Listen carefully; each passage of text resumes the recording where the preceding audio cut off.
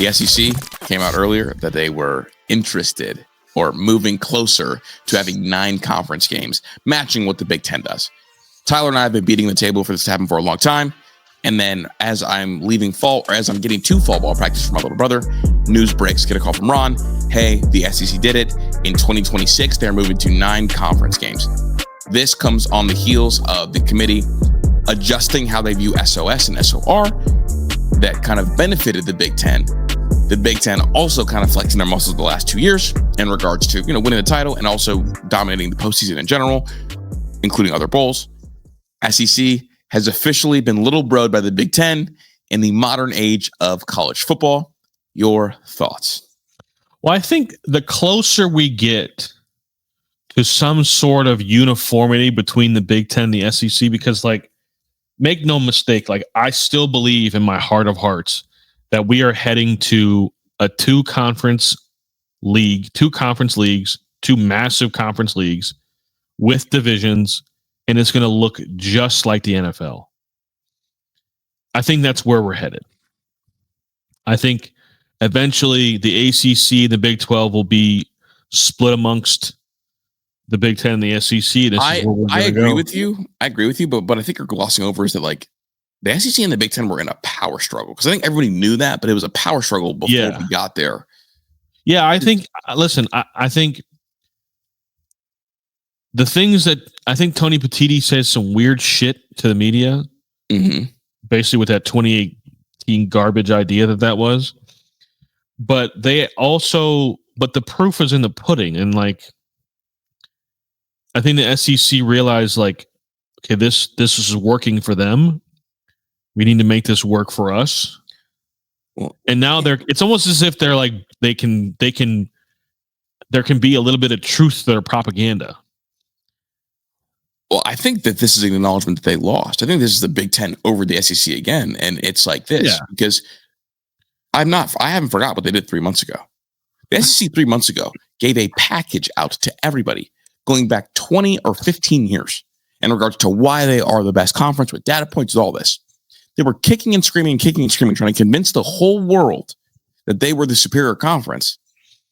And the issue is for the first time since the inception of the SEC asked us to look at everything except for the on-field results. Because previously, when Big Ten people would say that the conference stuff was close, the SEC would say what? Well, look at the on-field results.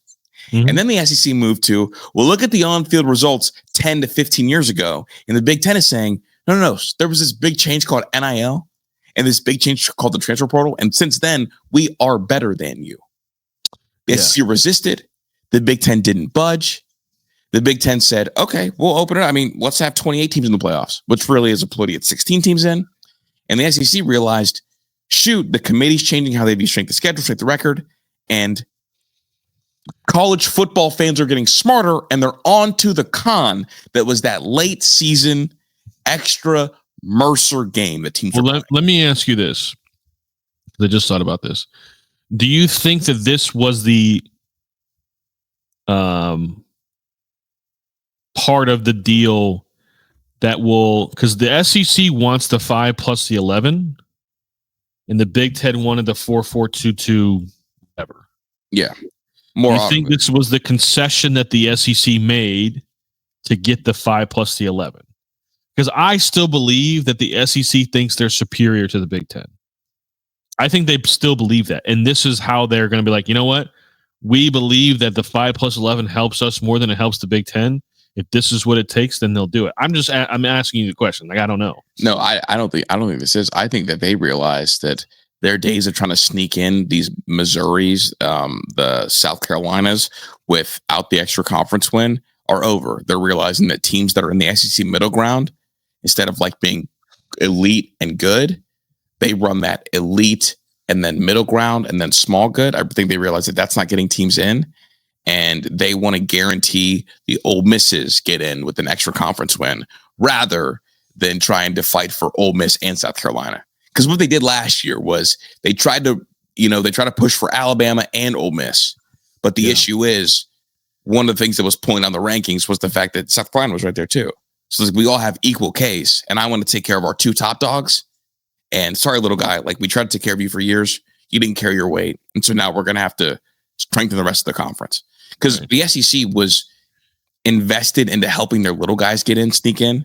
And the Big Ten kind of stomped them out on that. Yeah, I do think that both conferences with the 9-game schedule, there needs to be some sort of like some sort of formula to create a fair schedule for everybody. Because I think both conferences are still going to run into the situation where, like, with all due respect, and I was happy that Indiana went 11-1 last year. Like it was good for the Big Ten. But with all due respect, they only had to play Ohio State. Like, that doesn't make any sense. Meanwhile, or last year it was Texas. Texas played nobody except for Georgia.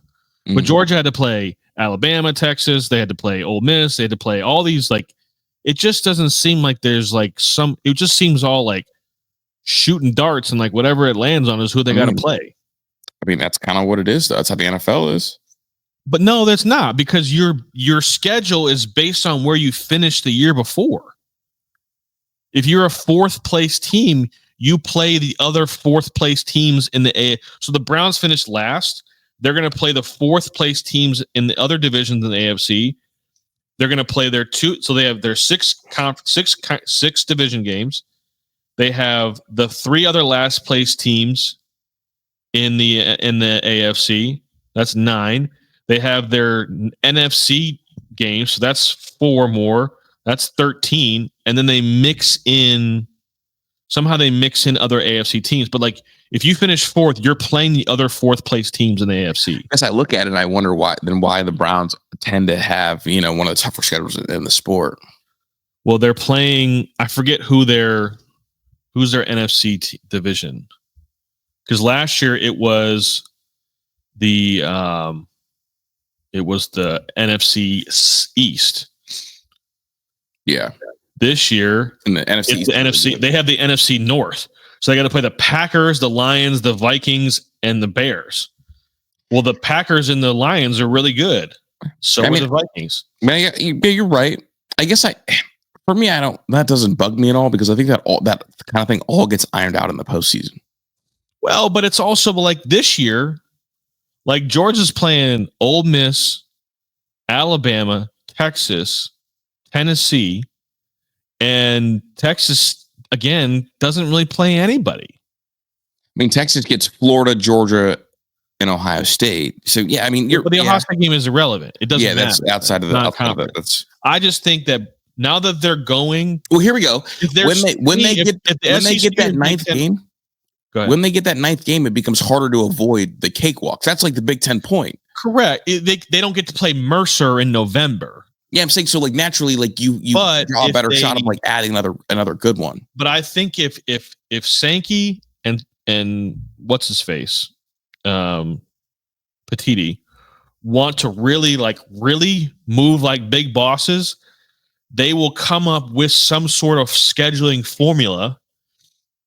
And realistically, both of them should be moving in a way that supports their best 4 teams. Well, right now they're not doing that. Now we're still in the butting heads phase, which I think it's good for the sport. I think that's the right thing, because the SEC has disrespected the Big Ten for years, and the Big Ten now has the leverage. And so you're not going to come to the table and little bro me, because we just won back to back. Yeah. And also the whole Georgia thing and the rankings optically get messed up because of SEC bias. And then the other part of it is, well, Indiana put up a better game against Notre Dame than Georgia did. Yeah, no doubt.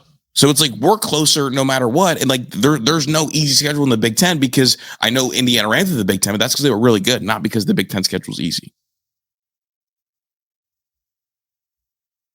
So look at this. So next year, these are who Ohio State plays next year. They have at Texas, at Indiana, at Iowa, at Nebraska. They have to play Illinois, Michigan, Oregon, and they have to go to USC. That's the Big Ten. No, the Big Ten is just I'm saying the Big Ten is just good. So I don't think it needs regulation. If they play 9 conference games in the Big Ten is just good.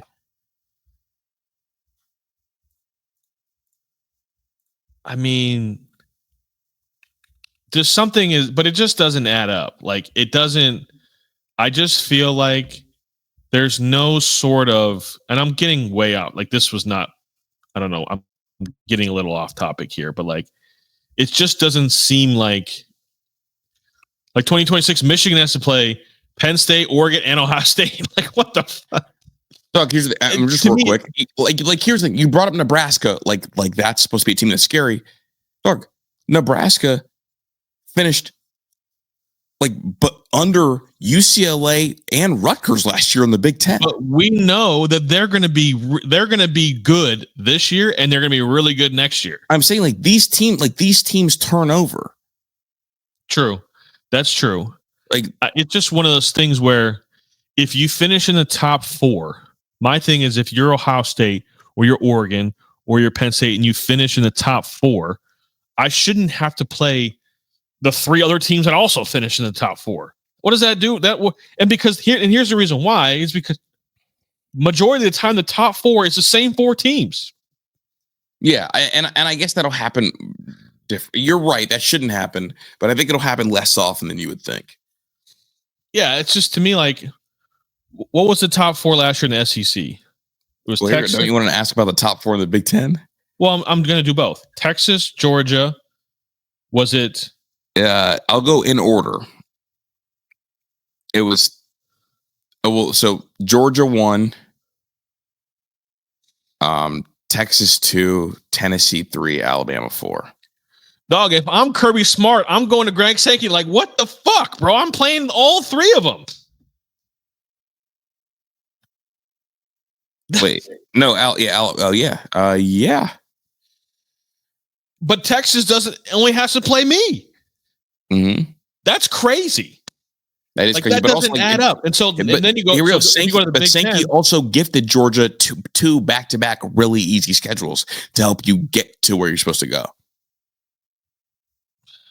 When? Well, if we look at Georgia had a really easy record a couple years ago. Well, read the Big Ten standings. What was it? You want to guess them? Oregon, Penn State, Indiana, Ohio State. Yeah. Ohio State's like, yo, I had to play all 3 of them. Yeah. Illinois 5.